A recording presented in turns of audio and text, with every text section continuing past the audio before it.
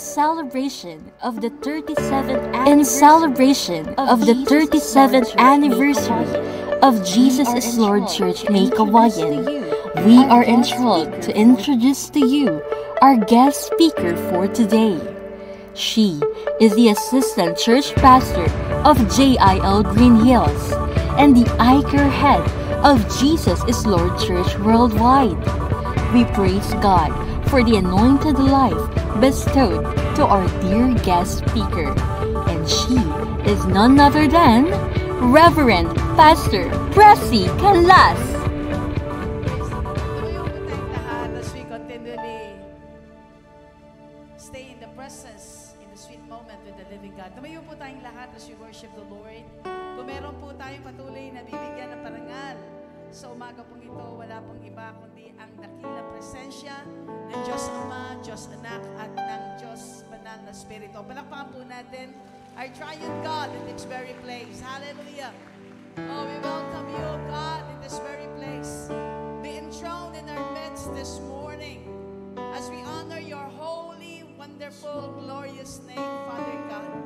And as we enthrone you, Father, in our midst, be lifted up, oh Father, in this very place. Because there's only one name that should be magnified. There's only one name, and that is the name of the Most High God, Jesus Christ alone. Hallelujah. We lift you up with our praise, Jesus. We enthrone you. We proclaim you are King. This is our declaration this morning, Father God. Sitting here in the midst of Stand in our midst, oh Lord. we lift you up with our praise, and as we worship, fill your throne. And as we worship, fill your throne. And as we worship, fill your throne. Come, Lord Jesus, and take your place. And as we worship, fill your throne. And as we worship, fill your throne. And as we worship, fill your throne. Come, Lord Jesus, and take your place. No other name but the name of Jesus. No other name but the name of the Lord. No other name but the name of Jesus.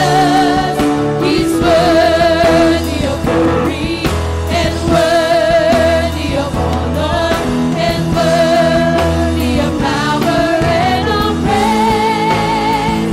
No other name but the name of Jesus. No other name but the name of the Lord. No other name but the name of Jesus.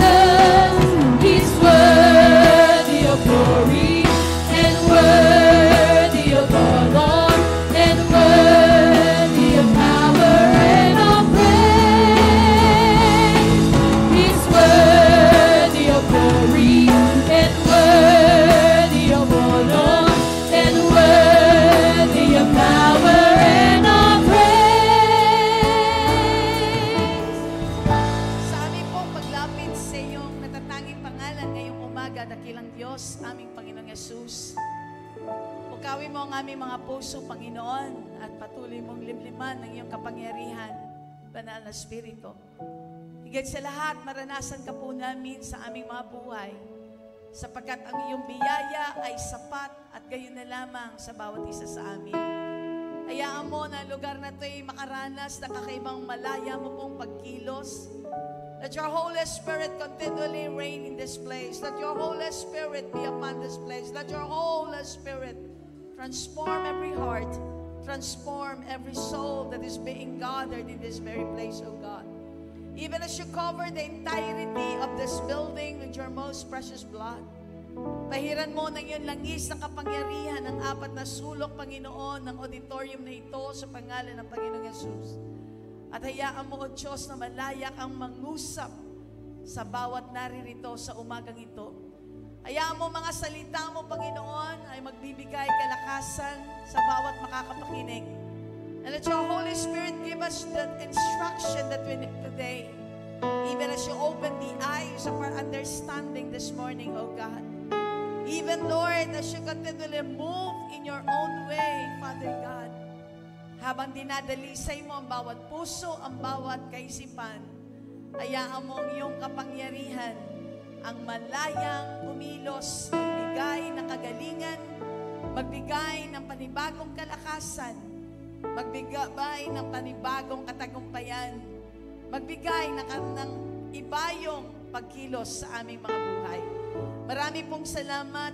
Have your way in our midst, in our heart, and upon your servant, all your name be exalted as you hide your servant under the shadow of thy name, O God.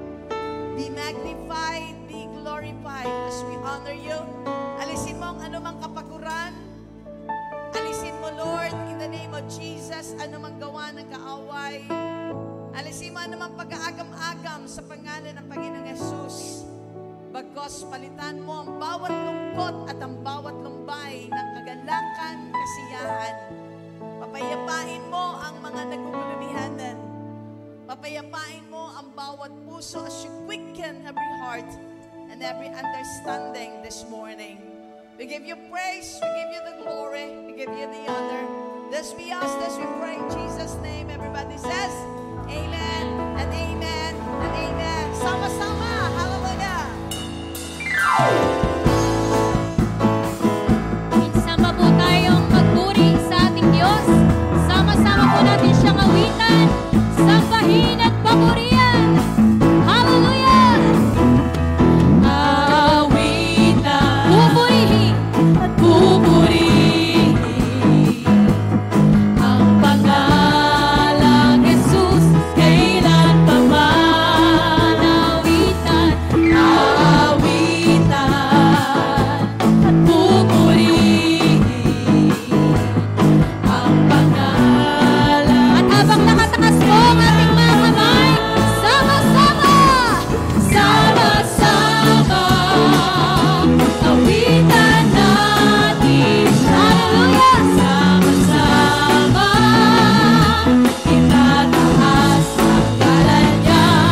Sama-sama, buong lakas, buong sigla, buong sigla. Sama-sama isisigaw, woo! Buong lakas mo isisigaw, yeah! Sama-sama isisigaw, minsan pa ba? O sama-sama! Sama-sama, awitan natin siya. Sama-sama, itataas ang ngalan niya. Sama-sama, buong lakas, buong sigla. Sama-sama isisigaw, woo! Buong lakas mo isisigaw, yeah! Sama-sama isisigaw, purihin siya. Palakpakan po natin ang ating Diyos. Hallelujah, hallelujah. Pwede niyo pa kumayan yung nasa kanan, nasa inyong kaliwa. Sabihin niyo, happy, victorious, glorious, blessed 37th anniversary sa iyo. Hallelujah. You are welcome in this very place. And you are blessed in the name of the Lord. Amen po ba? Amen. Sabihin niyo sa inyong katabi, alam mo bang you are beautiful today? Because God is in you. Sa mga lalaki, you are handsome today because God is with you. Amen! Sino nananampalatayang may gagawin ng Diyos na kakaiba sa ating kalagitnaan? Sumigaw na, Hallelujah! Praise the Lord! Praise the Lord! Praise God! Praise God! Mga kapuna, manatili po tayong nakatayo as we give reverence to the reading of the Word of God. In Habakkuk chapter 1, beginning verse 1 up to verse 5, if we can show that list. In Habakkuk chapter 1, beginning verse 1 up to verse 5, sabihin niyo po ako sa pagbasa. I'll be reading from the, sige po, dito na lang po sa NIV, because I'm using the New King James Version. The prophecy that Habakkuk the prophet received, verse 2, ang sabi po dyan, how long, O Lord, must I call for help, but you do not listen? I cry out to you, violence, but you do not save. Verse 3, why do you make me look at injustice? Why do you tolerate wrongdoing? Destruction and violence are before me. This is strife. There are strife and conflict abounds. In verse 4, therefore, the law is paralyzed, and justice never prevails.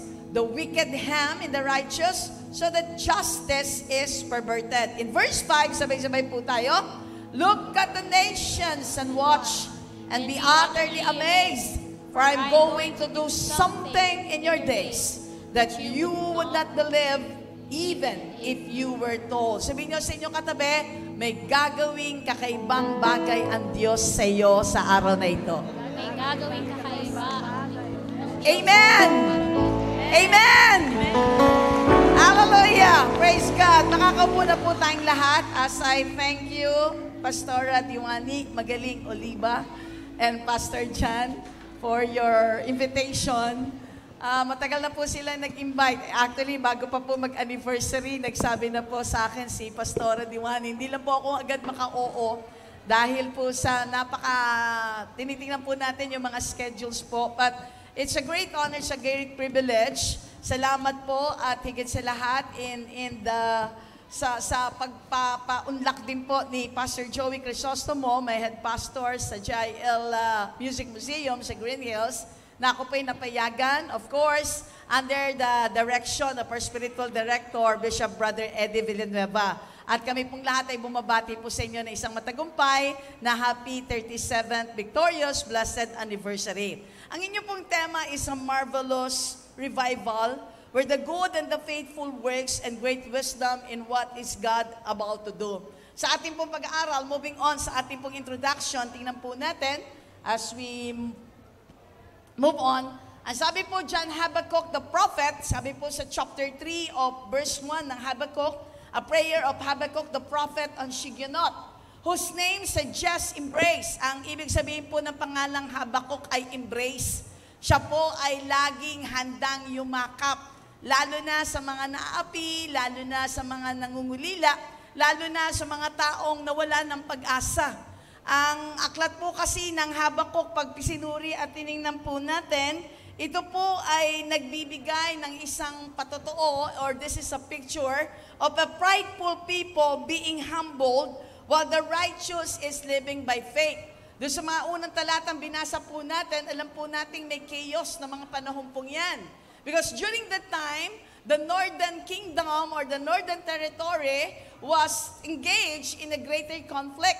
At that time, they were being destroyed and only few remnants are being left. In the time ni Habakkuk, kaya nangyari po ang mga ganitong bagay. Habakkuk writes to the backslidden Judah or Israel to help the godly remnant in Judah to comprehend God's ways with regards to their sinful nation and its approaching judgment. But Habakkuk assures fellow believers that God will deal with all wickedness at the appointed time. Ito po yung pagkakataon na nawalan na po ng pag-asa ang mga Israelita ng mga panahon pong yan. Judah or Israel during that time is in chaos, is in state of confusion. Parang sa panahon din po natin, may chaos, may confusion, especially in the state of Israel. Mapapansin po natin, just recently, hindi po natin makakalimutan, October 7, then when they were being invaded, when they are being harassed, when they are being stricken by the enemy. Mapapansin po natin, nagulat po, hindi lang sila, buong mundo ay nagulat sa nangyari, sa mga nakita po natin. Na hanggang ngayon, ito yung malaking katanungan. Will this lead to World War III? Will this be the beginning of the end? Will this be ang sinasabing propesiya na sinasabi sa atin in the book of Matthew chapter 24? But you see, ito po yung nakalatag lahat sa timetable ng ating Diyos ng buhay. Why? Because God is teaching not only Israel. During that time, they have a backslidden heart. During that time, their heart is mighty terrible in the sight of God. Lumayo po sila sa ating Panginoon. Because sa mga kahirapang nangyayari, sa maraming bagay na nagaganap, hindi nila naiintindihan ang dakilang plano ng ating Diyos na buhay. Which is, ganun din po sa ating panahon. Marami po sa atin nakaranas ng kabutihan ng Diyos. Kaya nga, marvelous revival Kung babalikan po natin ang maraming bagay na ginawang ng Diyos sa ating buhay, hindi po natin kayang bilangin.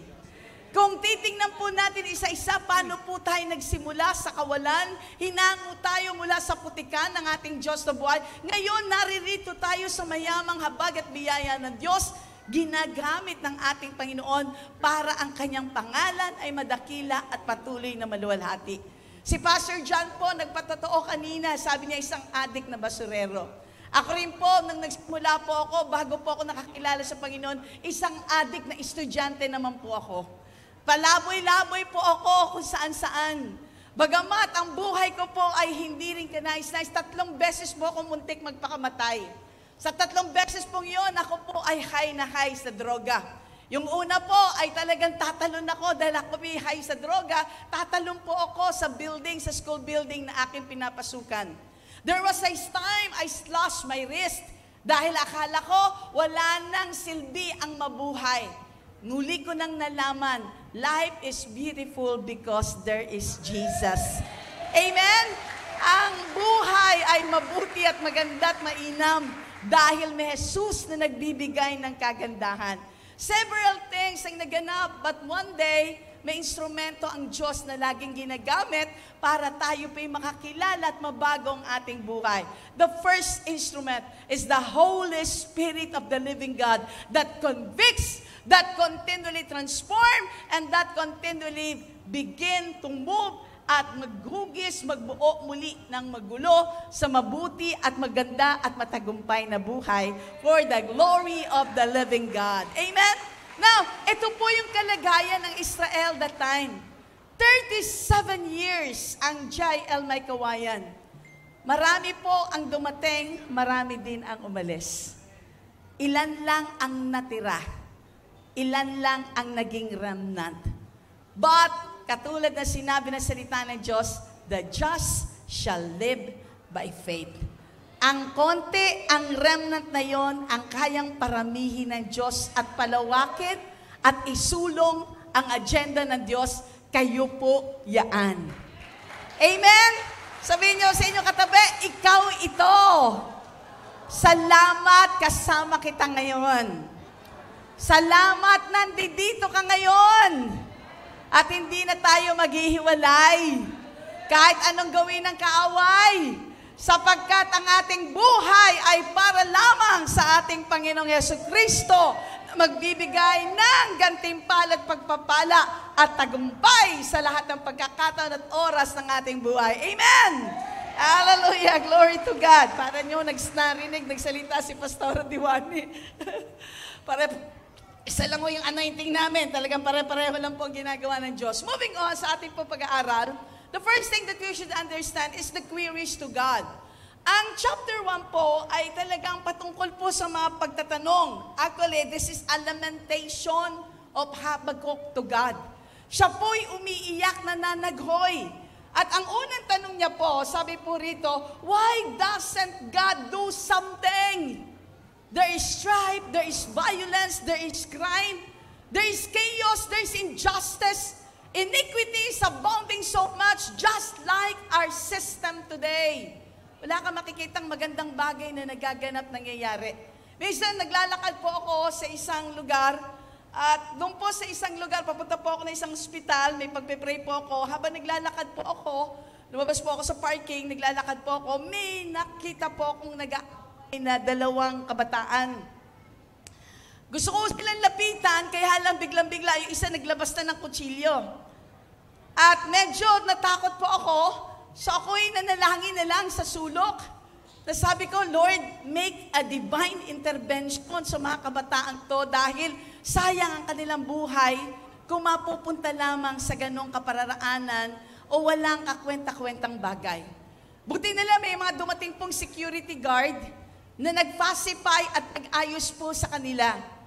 Noong sila po ay nakita kong maayos, kinausap ko po yung isa, sabi ko, Jesus loves you. Mahal ka ng Panginoong Yesus.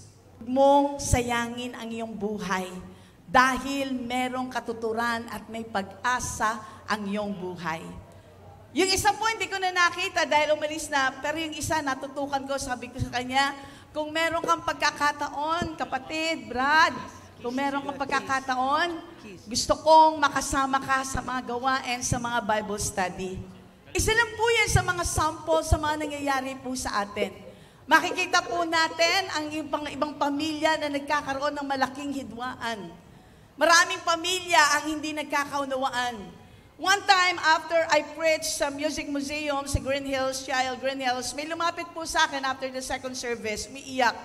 Sabi niya sa akin, Pastora Pressy, marami pong salamat kasi eksakto po yung inyong itinuturo that time kasi kami po'y maghihiwalay ng mag-asawa. One time, meron pong isang gawain ako napuntahan. Ito po'y gawain ng isang birthday. May birthday po na mga panahong yan. And I was amazed sa pagkilos po ng Diyos kasi yung message ko po for the birthday celebrant ay naging salvation during that time. At nang una pong yun, nag-minister po ako. The Lord had told me, minister sa lahat ng couple kasi yung may birthday ay mag-asawa din.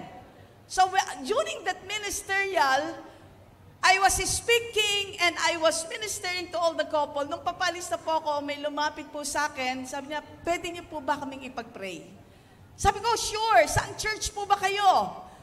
Sabi ko sa akin, mga Katoliko po kami. Pero dahil po sa mensahe ng Diyos, kami po ay tinamaan at kami po ay kinambik ng Diyos. At hindi na po kami maghihiwalay dahil ang alam po namin, gusto ng Diyos na kami ay maging buong pamilya. Ito po yung isang query, why doesn't God do something? And the back of the mind of Habakkuk, ang tanong niya, bakit inaalaw ng Diyos ang ganitong mga pangyayari? Bakit may mga ganitong mga kaganapan sa ating mga buhay? Pangalawa, ang tanong po ni Habakkuk ay ganito, the next slide.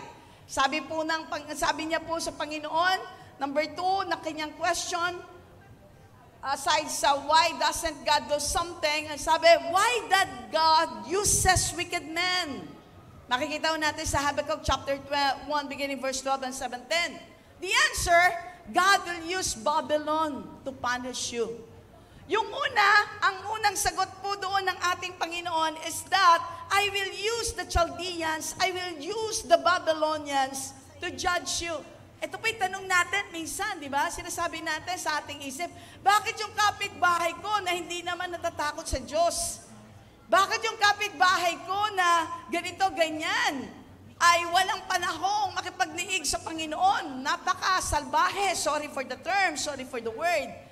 May mga pagkakataong nangaapi na maraming mga tao, kung makapagsalita ay gayon na lamang at makapangutya sa marami tayo gayon na lamang. Samantalang ako'y nakakilala sa Panginoon, pero bakit parang may injustice yata sa Diyos? Bakit parang siya'y payaman ang payaman, ako naman ay hindi masyadong yumayaman? Bagamat ako'y sumusunod sa kalooban ng ating Diyos na buhay. You see, pagka tinignan po natin ang lahat ng ito, in chapter 1, mapapasin po natin that we are on the same phase. Tayo pong lahat ay may mga sariling tanong sa Panginoon. Tayo pong lahat ay may mga sariling pag-iisip patungkol sa mga bagay na nangyayari sa ating buhay. Tayo pong lahat ay may mga question. Tayo pong lahat ay may mga complaint na binabanggit at sinasabi po natin sa ating Diyos na buhay. Pero iisa-isahin po natin yan. So in this lamentation, in this queries, maliwanag na tayo po ay laging tinutugon ng ating Panginoon. Sabihin nyo nga sa inyong katabi, sa iyong bawat katanungan, ang Diyos ay may kasagutan. Sa iyong bawat paghingi, ang Diyos ay laging may pagtugon. Amen? Kaya nga may kanta tayong, ang Diyos ay tumutugon sa ating panalangin. Walang mahirap na hindi niya kayang gawin.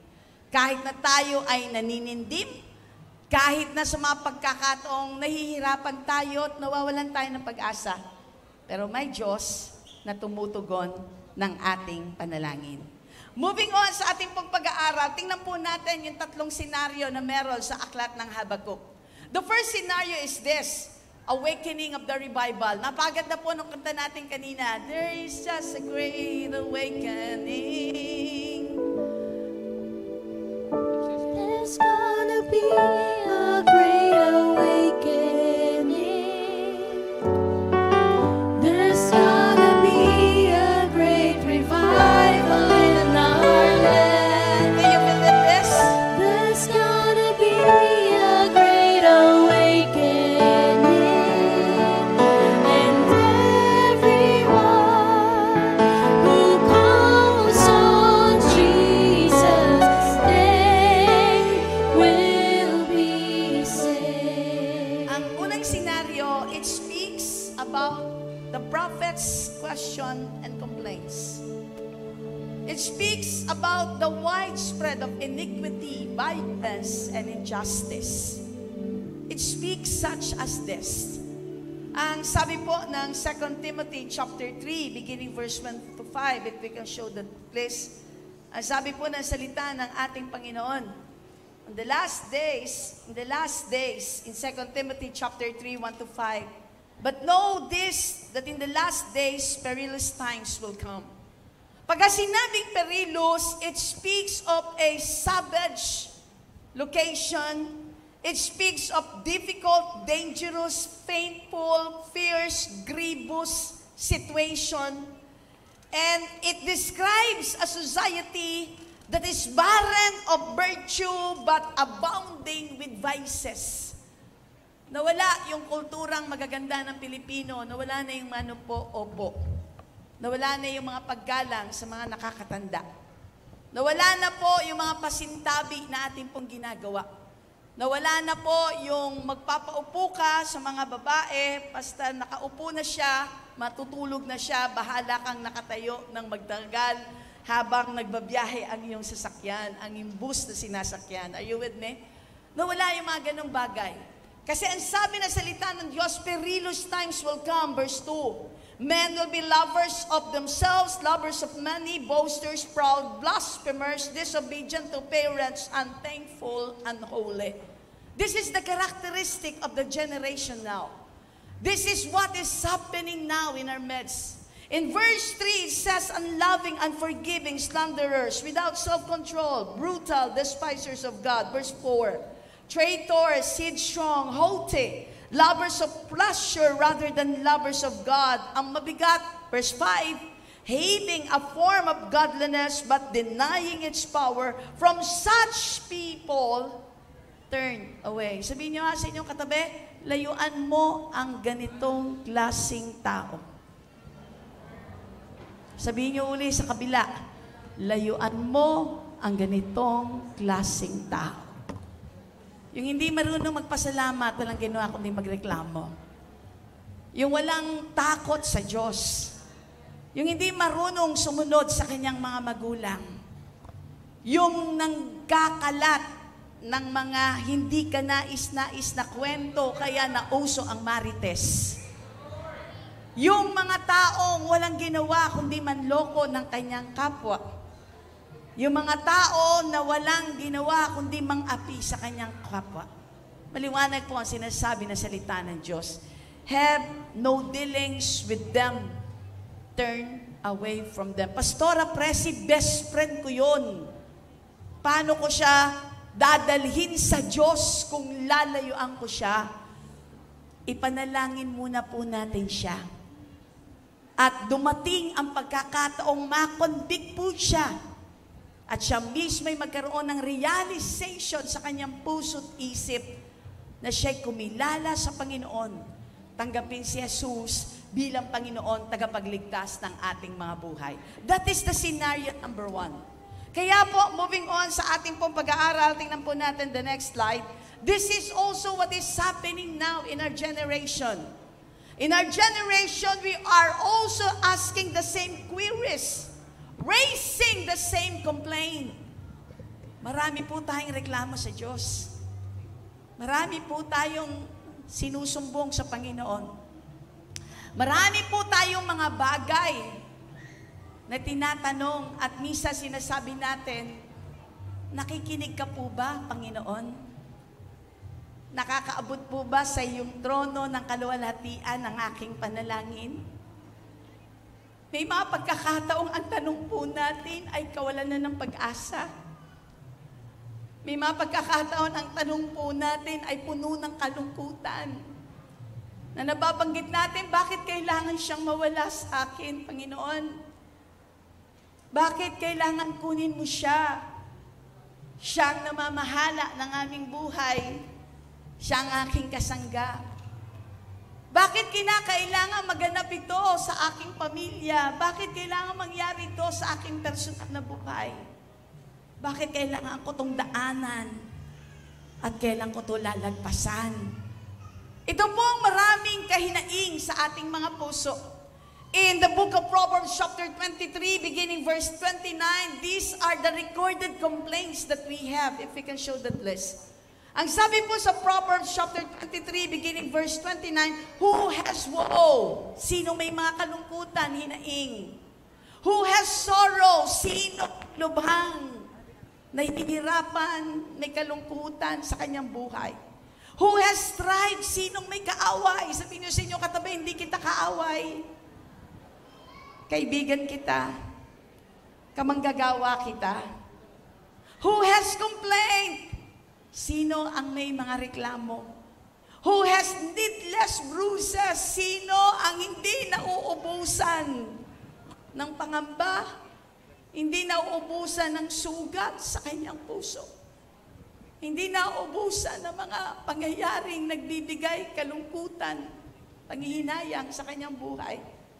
Who has bloodshot in eyes? Mga tanong natin na, Lord, baka bukas ikamatay ko to. O bukas ako naman ang mamamatay. O bukas yung pamilya ko naman, sa kanya naman mangyari ang mga ganitong mga bagay at pagkakataon. These are the complaints that we have rendering to God. In the book of Psalms 142, beginning verse 1, this is I cry to God. Ang sabi po ng salita ni Diyos sa Maskil of David when he was in the cave, a prayer, a cry aloud to the Lord. I lift up my voice to the Lord for mercy. Verse 2. Ang salita, ang sabi po sa verse 2 of Psalms 142, ang karugtong po niyan, I pour out before Him my complaint. Before Him, I tell my trouble. Sabihin niyo sa inyong katabi, hindi ako sa iyo magrereklamo, sa Diyos ako magrereklamo. Hindi ako sa iyo magsusumbong, sa Diyos ako magsusumbong. Sa mga pagkakataong ako'y naaapi, may isa akong Diyos na kakapitan. Sa mga pagkakataong ako'y nalulungkot, nalulumbay, may Diyos na magpapalakas sa akin at magbibigay sa akin. Hindi ng pangamba, kundi ng kapayapaan at katiwasayan sa aking buhay. May isa akong Diyos na pag lumapit ako, merong katigiyakan at kasiguraduhan ng aking buhay. At papawiin niya ang lahat ng mga bagay na nangyayari para sa akin. Ang susunod po mga talata, ang sabi po na salita ng ating Panginoon as we move on, ang sabi po dyan in Psalms, in Philippians chapter 2, beginning verse 14, and Philippians chapter 4, beginning verse 11. Maliwanag ang sinasabi ng salita ng Diyos, do everything without grumbling or arguing. In the New King James Version, do everything without any complaints. Sabihin niyo sa inyong katabi, stop complaining. Stop arguing. Stop grumbling. Tigilan na natin ang maraming paghahanap ng mga pangit na bagay. Dahil mas maraming magagandang bagay ang ginawa ang Diyos. Amen. Kesa sa hindi magagandang bagay. Tigilan na natin ang kakahanap ng butas kay ganito, kay ganyan, kay ganon. Let's stop complaining and have disputes among us. Because in Philippians chapter 4, beginning verse 11, ang sabi po sa salita ng Diyos, not that I speak in regard for need, for I have learned in whatever state I am to be content. Yung pala yun. The very reason of our grumbling, the very reason of our complaining, the very reason of our disputes, of our argument, because we are not contented. There's no contentment. That's why God is telling us, be content in everything. That's why in everything, give thanks unto the Lord. For this is the will of the living God. Amen po ba? Pwede mo bang maghawak ng kamay ang bawat mag-asawang naririto? Sandali. Sa bawat mag-asawang naririto na magkahawak po ng kamay, pwede lang po ba kayong mainyayang tumayo po? Sandali. Sa bawat mag-asawang naririto, pwede nyo bang tingnan ang inyong mga magagandang asawa? Gwapo pong asawa. Naglakihan na nga lang ho, ano? Medyo numipis na yung mga buhok. Dati, mahaba pa yung sinusuklayan. Ngayon, ay lumalapad na. Hindi na yung sinusuklayan, di po ba? Pero habang nakatingin po kayo sa isa't isa, sabihin nyo sa inyong katabi, sa inyong asawang lalaki, babae, maraming salamat, ikaw ang aking asawa. At hindi kita ipagpapalit kahit kanino. Dahil regalo ka sa akin ng aking Diyos. At habang tayo'y nabubuhay, may lakas, ipagkakatiwala natin ang ating buhay sa kamay ng ating Panginoon. Pwede ko bang magtinginan kayo? Huwag ko kayo tumingin sa akin. Hindi ko kayo sa akin nanunumpa. Patawarin mo ko kung may mga pagkakataong hindi tayo nagkaintindihan. Patawarin mo ako kung may pagkakataong hindi tayo nagkaroon ng kaayusan sa ating buhay. Pero gusto kong sabihin, ano rin ang naging pagkukulang mo, pagkakamali mo. Napatawad kita at pinapatawad kita. At patawarin mo rin ako.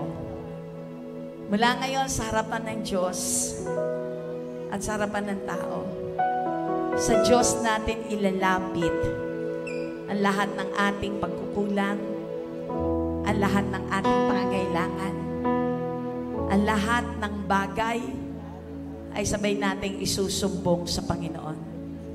Tandaan niyo mo, mahal na mahal kita. Pwede po bang isang mahigpit na yakap?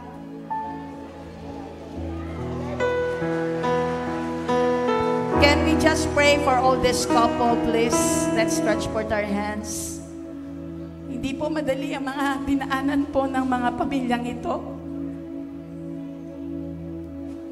Bundok ng mga pagsubok ang kanilang dinaanan. Nilangoy ang lalim ng buhay. Dalangin po namin, gawin mo po sila lalong matatag, tibay. Huwag silang mawawalan ng pag-asa. Sa mga puntong masusubok po sila palagi. Kampihan mo po silang palagi sa mga pagkakataong kailangan nila ng kakampi.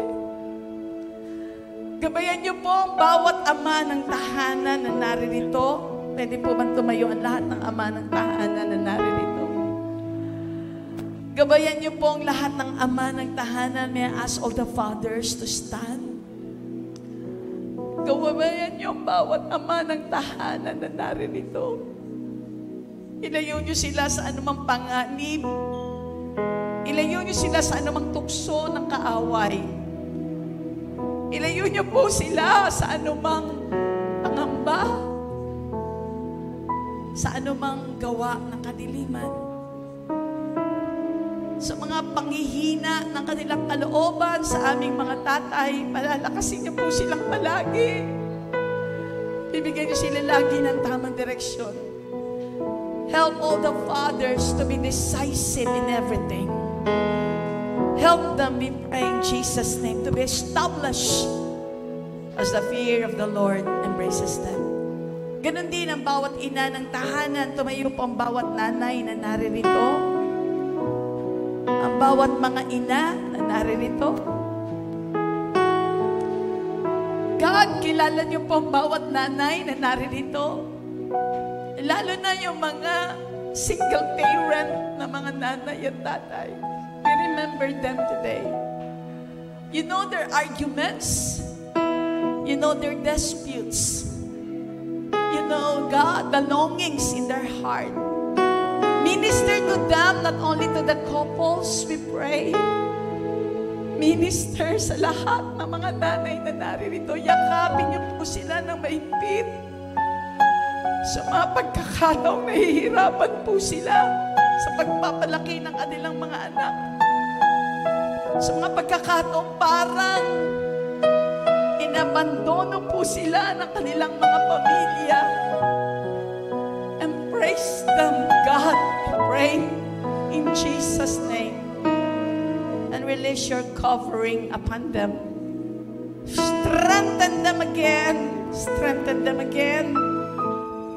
As you bless them, we pray that there will be no more arguments and dispute in their heart. Release and open heaven. Pagpalain mo ang bawat mag-asawa, pagpalain mo ang kanilang kabuhayan. Pagpalain mo ang bawat ama ng tahanan. Patuloy silang maging malakas at matatag. Pagpalain mo ang bawat ina ng tahanan. Patuloy po nilang magkampanan ang naipagkatiwala niyo po sa kanila. And I speak the blessing of God, an open heaven for every families that is being presented today. This we pray in Jesus' name. Amen and amen. Makakapo po tayong lahat. May I call lahat po ng kabataan?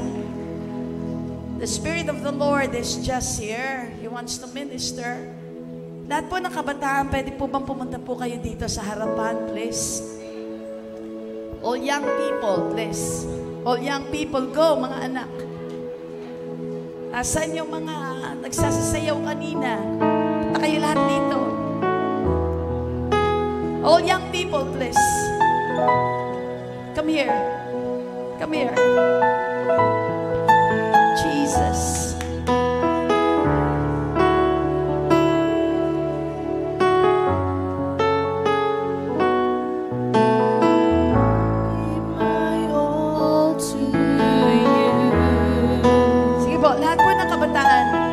Send me and I will go for you to the ends of the earth.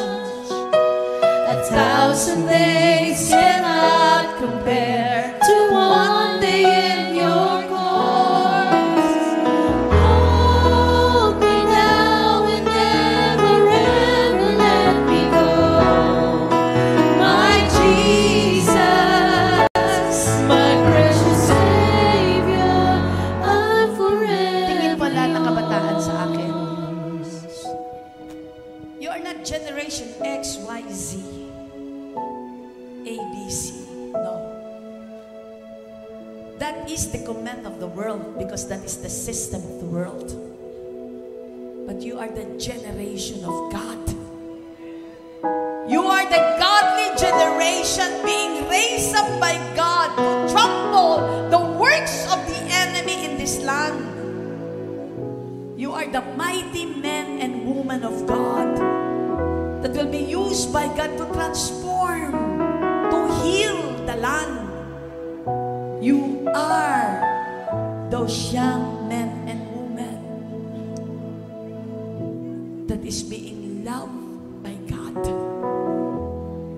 that is being cared by God. Some of you nakaranas ng abuses. You were verbally abused. You were sexually harassed. But I'm telling you right now, the Lord, in His divine intervention, is making you whole. And healing you right now from the darkest pit where you've come from. Maikli lang ang buhay, mga kabataan. Huwag niyong sasayangin ang buhay niyo nang dahil lang sa pita ng laman, nang dahil sa tawag ng kamunduhan. Ang buhay niyong nag-iisa, ipaglingkod ninyo sa Panginoon. Ipaggamit ninyo sa ating Diyos. I came to know the Lord at the age of 15. Nag-backslid po ako right away. I received Jesus. Mabuti na lang, mahabagin ng Diyos. I was able to make a comeback at the age of 19. When a prophet prophesied to me that life is beautiful and life is good and life is worthy to live for because there is Jesus. Sa lahat ng kabataan naririto, this is my challenge. Do not allow this day to pass by not giving your one and only life to Jesus. At kung kayo ginagamit na ng ating Panginoon, purihin ang Diyos. But never entertain to go back again from where God has called you out of darkness. Mahirap makipaglaro sa kasalanan. Baka hindi ka makabalik. Stay pure. Stay holy. Because your calling is holy and pure. Stay always in the presence of God. Sa mga kabataan, I'm speaking to you right now na hindi pa kumikilala sa Panginoon. It is not the end of your life. Do not be discouraged. Do not be depressed. Yes, maybe life is difficult for you, but today, life will be different. It will never be difficult anymore. Because Jesus is coming to your life. Jesus will make His way in your life. And God is breaking every bondage right now. The bondage of fear. The bondage of addiction to many things. The worldly things. The bondage in your disobedience to your parents. Today is the day for you to go home and begin to say sorry to your parents for what you have done. Because the Bible says, honor your father, your mother, Exodus chapter 20. Because this will give you a long, satisfied life. Mga kabataang naririto, kung gusto nyong humaba ang buhay nyo, matuto kayong sumunod sa mga magulang nyo. Humingi kayo ng tawad sa lahat ng inyong mga pagkakamali. Sapagkat ang magulang nyo ay laging nakabukas ang kamay para tanggapin kayong palagi. Sa bawat pagkakamali, may laging gagawing pagtatama ang pagkilos sa Diyos dahil mahal na mahal niya kayo. Taas yung inyong mga kamay. Sabihin niyo lang, Panginoong Yesus, Panginoong Yesus, naririto po ako nagpapakumbaba, humingi ng iyong pagpapatawad sa bawat pagkakamali, sa bawat pagkakasala. sa bawat pagkakasala. Binubuksan ko po ang aking puso para sa iyo. Ko pong aking puso para sa iyo. Kinikilala kita bilang aking Panginoon, Kinikilala kita bilang aking tagapagligtas ng aking buhay. tagapagligtas ng aking Tulungan niyo po akong mabago ang aking buhay. Tulungan niyo po akong mabago ang aking Mabuo ang wasak kong buhay. mabuo ang wasak ko. At ako po'y inyong pagharian. At ako po ay iyong Pangunahan niyo po ako, Panginoong Yesus. Panginoon niyo po ako. Patawarin sa lahat ng aking mga pagkakamali at Sa pagkakasala. lahat ng aking pagkakamali. Hugasan niyo po ako Pagkawasan po. at gawing kaaya-aya sa inyong harapan. Sa iyong harapan. Sa aking puso, Panginoong Yesus, Sa aking puso, Panginoon. maghari ka. Maghari ka. Ikaw lamang ang maging Panginoon, Ikaw lamang ang maging Panginoon. tagapagligtas Tagapagligtas ng aking buhay. ng aking buhay. Marami pong salamat sa kapatawaran ng aking kasalanan, Marami pong salamat sa buhay na walang hanggan, sa buhay na walang sa pangalan ng Panginoong Yesus. pangalan ng As your hands are lifted up, Lord, I release in Jesus' name your strong conviction upon these young people. I cut off in Jesus' name every generational curse to these young people. I break every stronghold of the enemy right now in Jesus' name. Maging sa mga kabataan ginagamit mo na sa iyong ministeryo. Spare them, God. Take full control of their lives. Let not the spirit of pride hover over them, but saturate them with humility, with a contrite spirit, in the name of Jesus. I pray that you prepare them to a greater destiny. Ang mga batang naririto sa aming harapan, ingatan niyo po, pagpalain ang kanilang buhay, makatapos sila ng kanilang mga pag-aaral, maging matalino po sila, maging matalino sa pagpili ng mga magiging kaibigan. Give them new direction as you give them new light. Give them breakthrough. Heal them from any damaged emotions. In the name of Jesus. Heal them from their bitterness and anger and hatred. In Jesus' name. And as you heal them, release them right now from the works of darkness. Embrace them and love them. Today is your new life. Today is your new beginning. Because God loves each and every of you. Begin to bless them as they honor you. The fear of the Lord be established in their heart. This we pray in Jesus' name. Amen. Amen. Amen. God bless you. Sa lahat ng kabataang naririto, humayo kayong may kapayapaan at katagumpayan. Sapagkat itong araw, ay bubuhos ng Diyos ang pagpapala sa inyong mga buhay.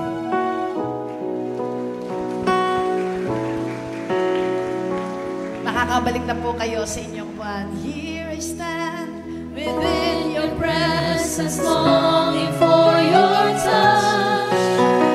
1,000 days cannot compare to one day in your course. Hold me now and never, ever let me go. My Jesus, my precious Savior, I'm forever yours. Moving on to the next. The scenario 2 is the scenario about God's command to write down the vision. In Habakkuk chapter 2, beginning verse 1 to 3. And this is the timing of revival. I will stand my watch and set myself on the rampart and watch to see that what he will say to me and what I will answer when I am corrected, Then the Lord answered me and said, write the vision, make it plain on tablets, that he may run who reads it. For the vision is yet for an appointed time, but at the end it will speak, it will not lie. Though it tarries, wait for it, because it will surely come, it will not tarry. Writing down the vision means, it came from the Hebrew word chazon, meaning a prophetic vision, a dream, an oracle, a revelation, especially coming from God through His sight.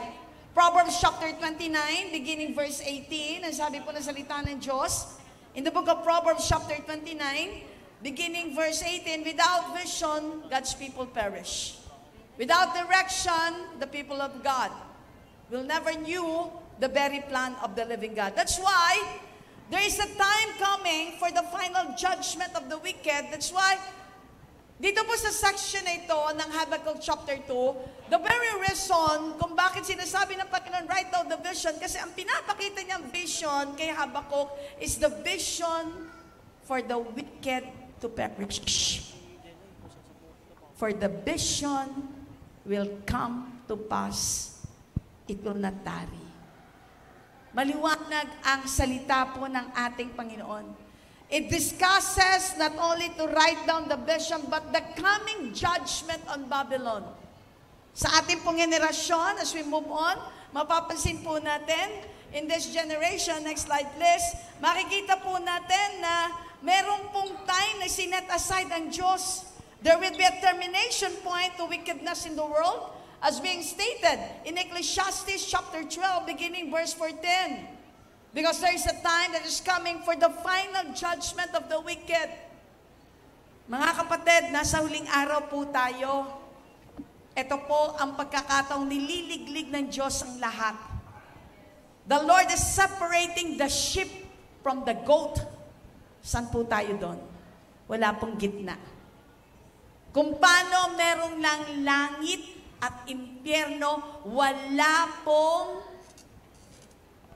gitna na purgatorio na siyang ating nakagisnan. Wala ho yan sa Biblia. Ang sinasabi ng salita ng Diyos, the wicked will perish if they will reject continually what Jesus is offering at the cross of Calvary.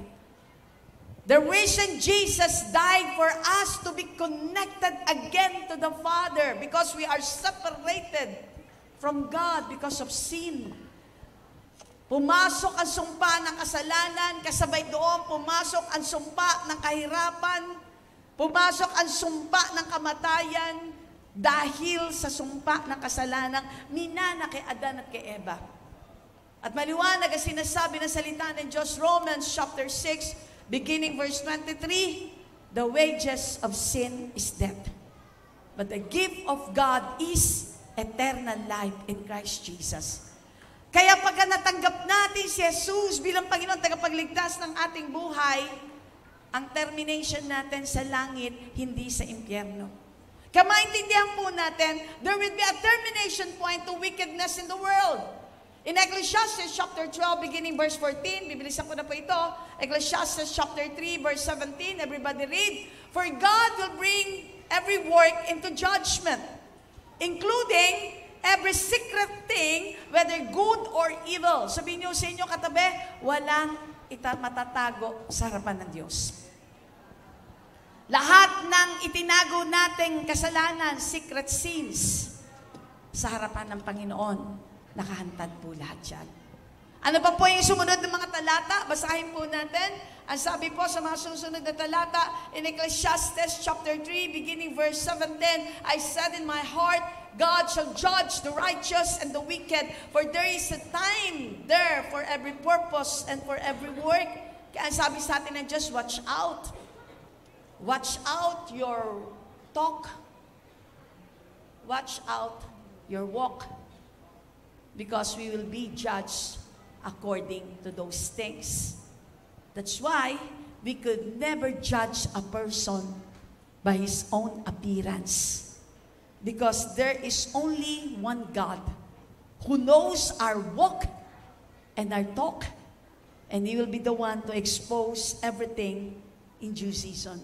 In Revelation chapter 11, beginning verse 18, ang sabi po na salita ng Diyos, your wrath has come and the time of the dead that they should be judged and that you should be rewarded. Your servants and the prophets and the saints and those who fear your name shall be small and great and should destroy those who destroy the earth. Ang susunod pong talata, sabi po na salita ng Diyos in Romans chapter 14, beginning verse 10, but why do you judge your brother, or why do you show contempt for your brother? For we shall all stand before the judgment seat of Christ. Listen, church. Pagdating ng saktong panahon, when after the rapture, Jesus comes, and then the millennial status, there will be judgment of each and every one of us. Ang judgment po, dalawa. The Bema and the white throne judgment. Ang sabi po ng Revelations chapter chapter 20, beginning verse 12 to 15, if we can show that list. Ang sabi po sa Revelations chapter 20, 12 to 15, and I saw the dead, small and great, standing before God, and books were opened, and another book was opened, which is the book of life. And the dead were judged according to their works by the things which were written in the books. The sea gave up the dead who were in it, and death and Hades delivered up the dead who were in them, and they were judged, each one according to his works. Verse 14. Then death and Hades were cast into the lake of fire. This is the second death. Listen. Sa lahat po ng mga nauna nang namatay, na hindi kumilala tumanggap kay Jesus bilang Panginoon tagapagligtas ng kanilang buhay, they're already in hell, in Hades. In Luke chapter 16, beginning verse 13, meron pong isang parabola patungkol sa isang mayamang lalaki at si Lazarus na isang mahirap na lalaki. Sabay po silang kinuha ng Panginoon. The good thing, Lazarus came to know the Lord Jesus, accepted Jesus as his Lord and Savior. That is why when he died, he was in paradise. Because he had received the salvation through what Jesus has done at the cross of Calvary.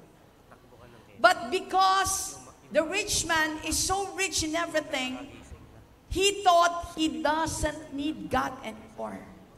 Ang isip niya, hindi niya kailangan ng Diyos. Kaya nung siya'y namatay, napunta siya sa impyerno. Hebrews 9:27 says, it is appointed unto man to die once. After that, judgment comes. Kaya sinasabi ni Habakkuk, write the vision, make it plain, put it in the tablets of their heart, that they may receive and they may understand that there will be a coming judgment. Yung white throne judgment, pag binuksan ang aklat ng buhay at wala ang pangalan mo sa aklat ng buhay, there will be second death, which is the lake of fire, na kung saan imposibleng makaalis ka pa sa lugar na yon. Kaya walang purgatorio, walang panalangin para sa patay, para malipat sila sa kalangitan. Are you with me, church? Kailangan natin itong maintindihan dahil iisa lang ang kaluluwa na meron tayo. At ang kaluluwang yan ay mahal na mahal ng Diyos at yan ang gustong iligtas ng ating Panginoon. Now, dun sa Bema judgment, ito naman ang judgment para sa mga nakakilala sa Panginoon. Ito naman yung judgment na kung saan titingnan ng Panginoon yung mga reward na ibibigay sa atin. Pastor Diwani, Pastor John. Ito yung mga ginawa natin para sa Kanya, sa Kanyang kaluwalhatian. But then, we will still be measured. Kaya ang sabi ng salita ng Diyos, isulat nyo ang visions na yan. What are the principles in handling vision? Number 1, it should be written. Number 2, it should be clear. Number 3, it must be motivating. Ang sumunod pong fundamentals of vision is that it must be received with patience because it has an appointed time and normally it is delayed. It tarries. 37 years and beyond. Pag nag-40 po kayo, hindi na ho kayo kasya talaga sa lugar na ito. Pag nag-40 ho kayo, malamang hindi sa loob ng may kawayan yung nagaganapin. Baka doon na kayo sa Philippine Arena. Dahil marami na ang kumilala sa ating Panginoon. May I call Pastor Diwani and Pastor John? Sige po, palakpakan po natin ang ating Diyos na buhay. Dito po kayo. Ito po yung mga tinawag ng Panginoon sa lugar pong ito. As a pastor, hindi yung madaling magpastor. I pastored Parañaque for 17 years bago po ako nalipat sa PUP, napunta sa Green Hills, napunta sa Japan, kung saan po ako dali ng Diyos. Nagpapatianad lang po ko. I praise God for Brother Eddie, Bishop Brother Eddie, na nagtiwala po sa akin. Nagkatiwalaan po ako muli sa buong leadership ng GIL. I praise God for Pastor Joey who have given me a chance to co-pastor with him in GIL Green Hills. And I praise God because God is loving and caring. Naririto presenting to you our pastors, especially Pastor Diwani, together with his handsome beloved John. God has given them a vision, especially kay Pastor Diwani. Ang unang vision, this city be transformed as a city of God. Ang unang vision, that the whole Meycauayan residents will come to know Jesus and be saved and be delivered. Ang pangatlong vision na nilalagay ng Diyos para sa Kanya, para sa bayang ito, that this city will be prosperous. That this city will reap great success because this city will be a city of God. Ang Parañaque po, where I live in Sukat. Sukat ng layo ko talaga. Sa Parañaque, Parañaque ho talaga. Pero yung logo po namin doon sa aming munisipyo, Pastor, nakalagay po doon, City Dedicated to God. Kaya naging prosperous po yung aming lugar. Kaya nandun sa amin yung entertainment city, puro casino naman. Pero, ang prayer namin, lalong lumami ang makikilala sa ating Panginoon. Ang vision na nilagay po ng Panginoon sa puso ni Pastora Diwani, kasama po si Pastor John, ang lahat ng mga naglilingkod sa Diyos ay magkaisa.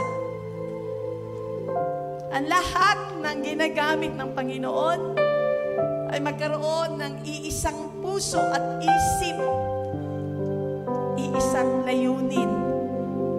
At yan ay mag-evangelize at mag-disciple ng marami pong tao.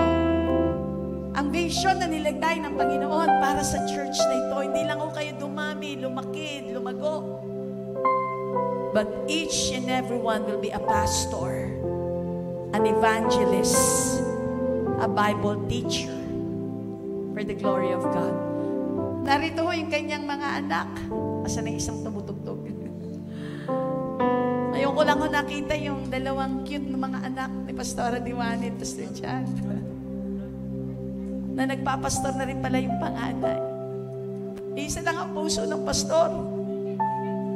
May maglilingkod sa kanyang pamilya. Magtutuloy ng kanilang legasiya. At yan ay nangyayari sa inyo. Now, ang hamon ko po, sino ho yung mga magigiting, matatapang na lingkod ng Diyos who will run here and stand on their side, that will say, I am supporting the both of you. Hinahamon ko po ang lahat ng mga manggagawa at maglingkod ng Diyos who will say and speak and stand, Pastora, I am with you. Pastor, ilalaban natin ang vision na nilagay sa iyo ng Diyos. Ilalaban natin ang pagtawag ng Panginoon. Hindi sasayangin, hindi masasayang, sapagkat ito ang panahon ng pag-ani ng maraming mga kaluluwa.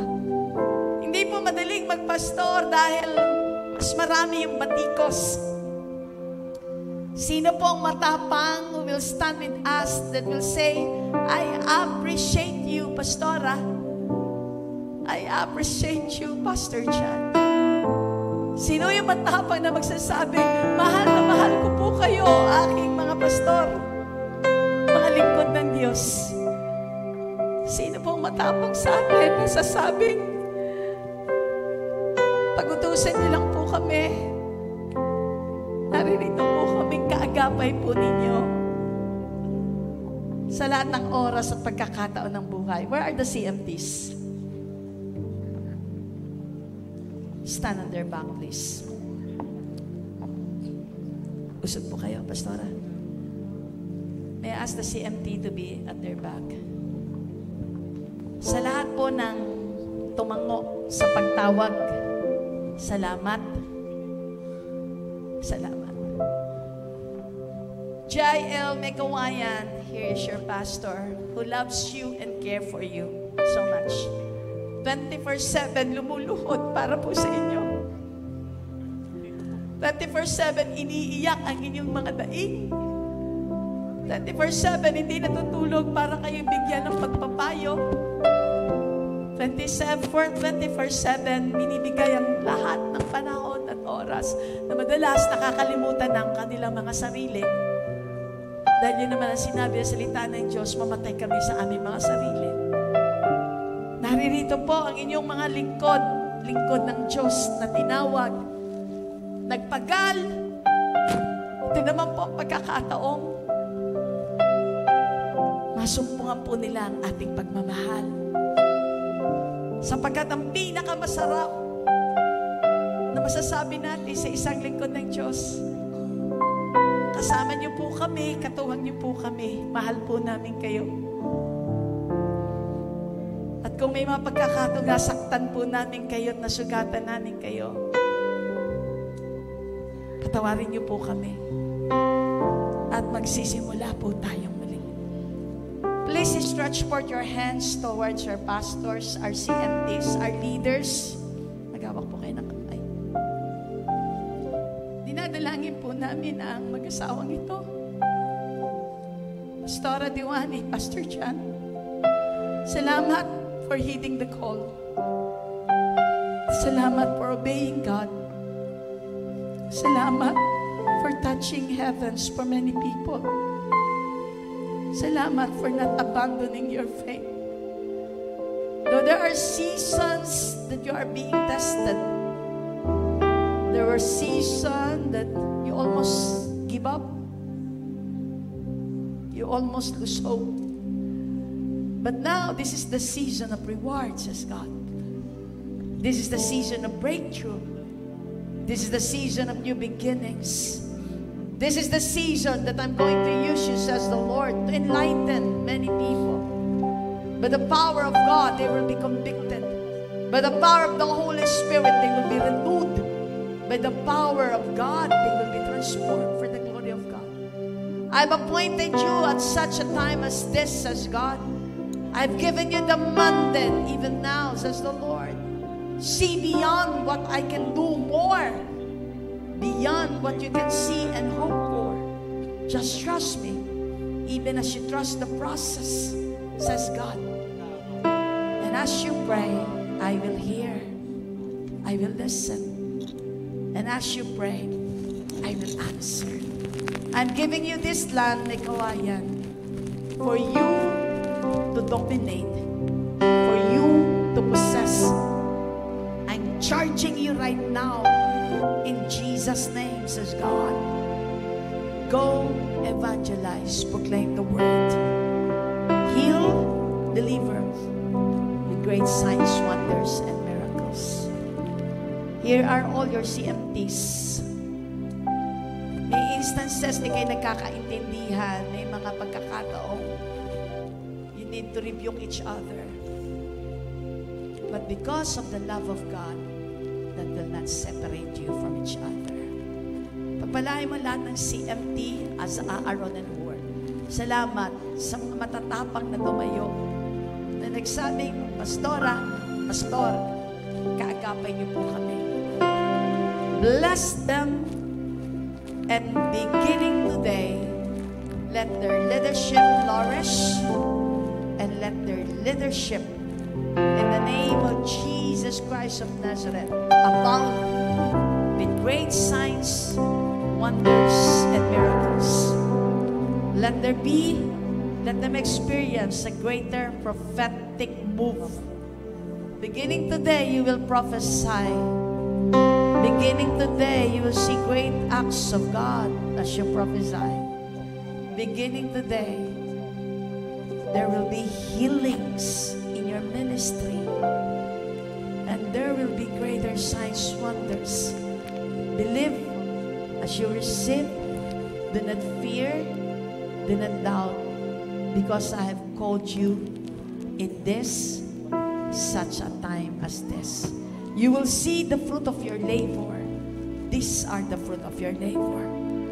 And more to come. Pastor John,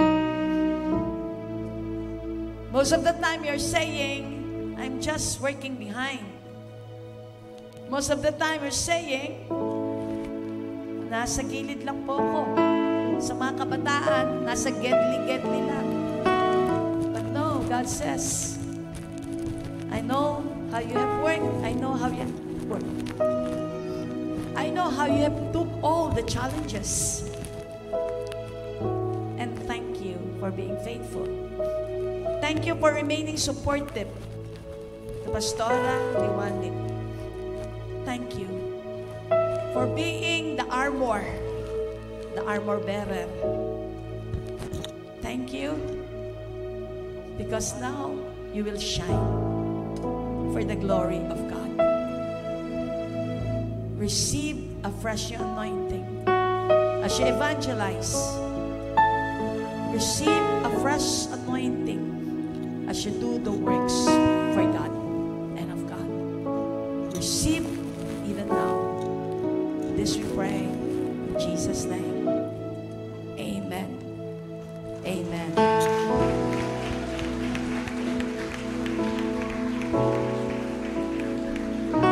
Maraming pong salamat.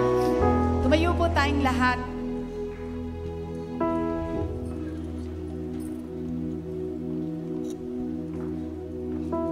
Kung gusto po nating ma-maintain ang revival, number one, let's maintain a clean heart principle. That's number one.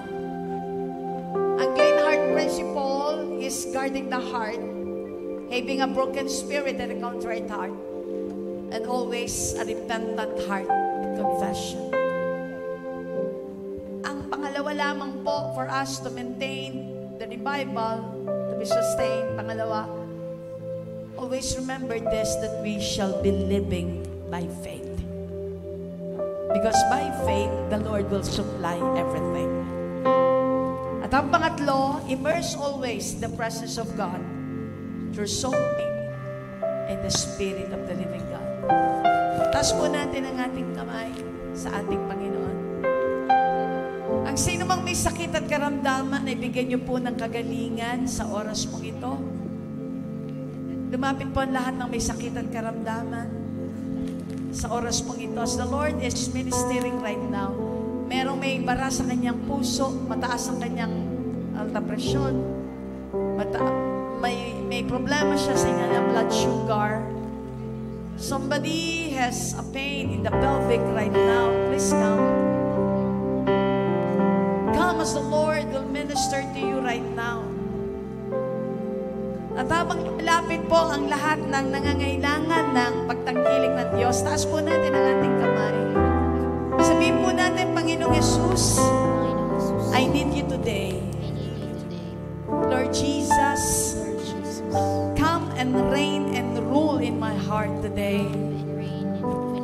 my Savior, be my God. Come, Holy Spirit, fall on me now. I need your anointing, come in your power.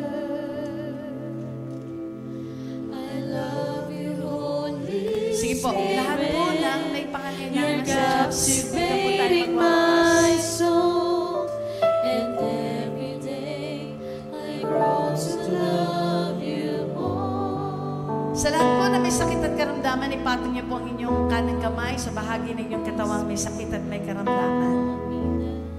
Merong mauoperahan, but God is telling no.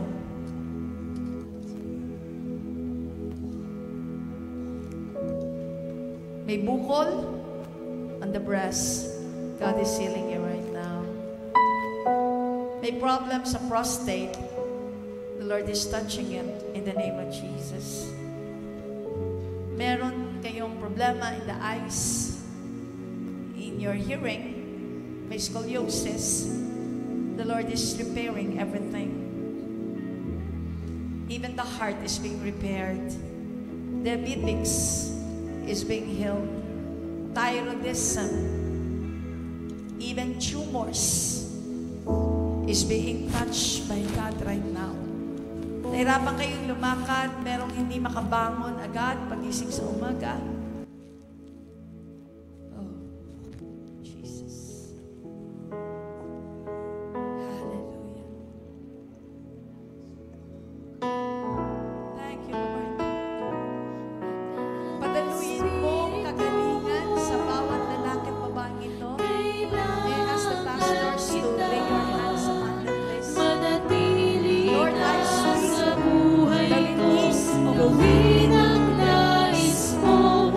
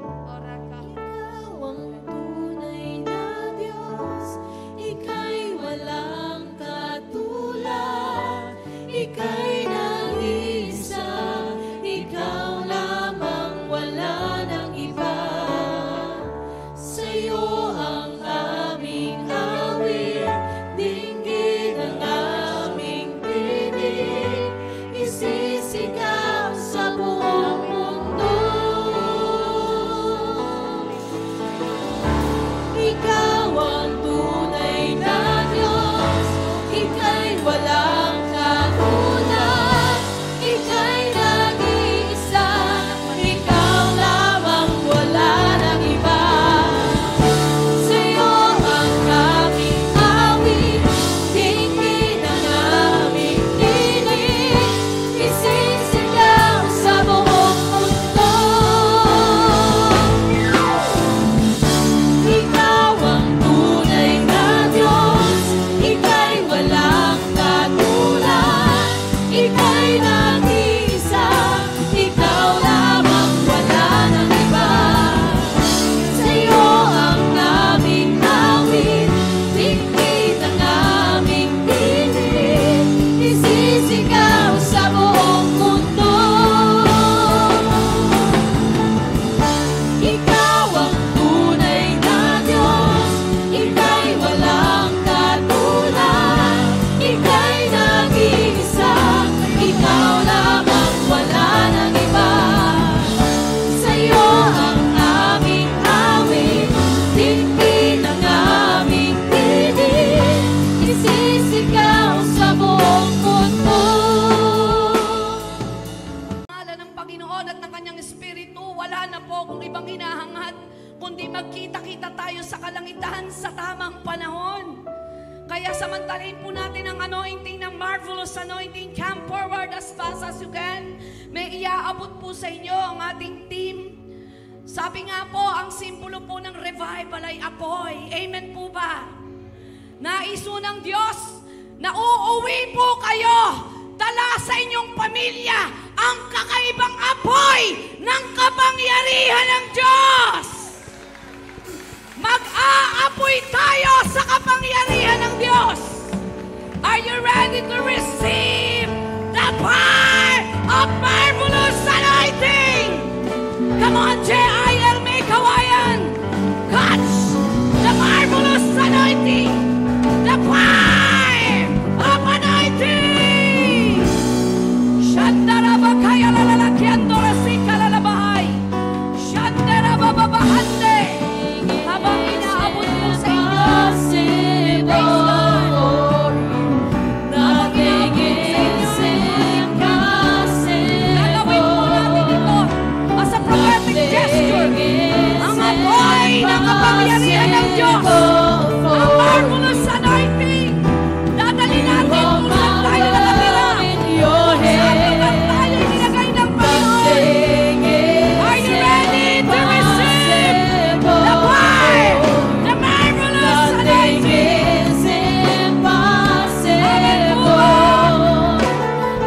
Sabay-sabay niyo pong buksan ang ilaw ng kapangyarihan ng Diyos. Ang apoy na galing sa kawan. Lift your hands. Taas niyo po ang inyong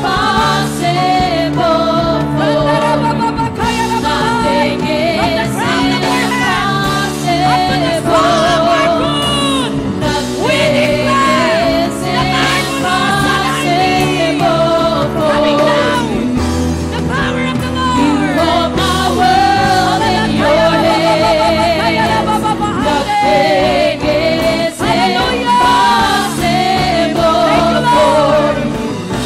We receive it by faith in the mighty name of Jesus.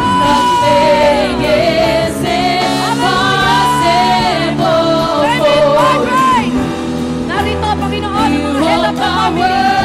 Tinatayuan nila ang iyong pangako. Tinatanggap ang bagong kilos at galaw ng iyong kapangyarihan. Great awakening. There's gonna be a great revival in our land. There's gonna be a great awakening in everyone who calls on Jesus. They will be saved. Hallelujah.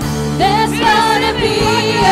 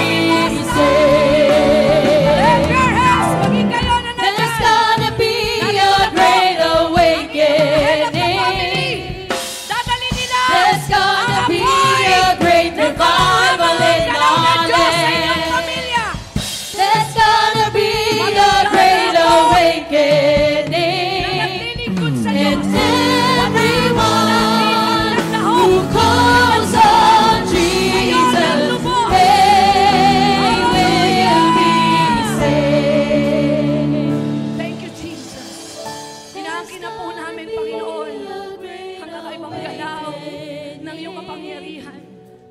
Hindi kami ang hahabol sa mundo. Ang hahabulin namin ay ang krus. At kami ang hahabulin ng biyaya sa mundo. Walang umuna sa iyong dakilang pangalan. At walang naglingkod sa iyo na nagtaho. Dinideklara ko ang biyaya at pagpapala. Ang kaba ng iyong biyaya ay binababa mo na sa lahat ng kanilang tahanan. Walang lamesa na matutuyuan. Walang tahanan na hindi mo aabutan ng iyong biyaya at pagpapala. Ito po ang araw ng deklarasyon ng biyaya at tagumpay sa pangalan ni Jesus. And everybody say, Amen and Amen!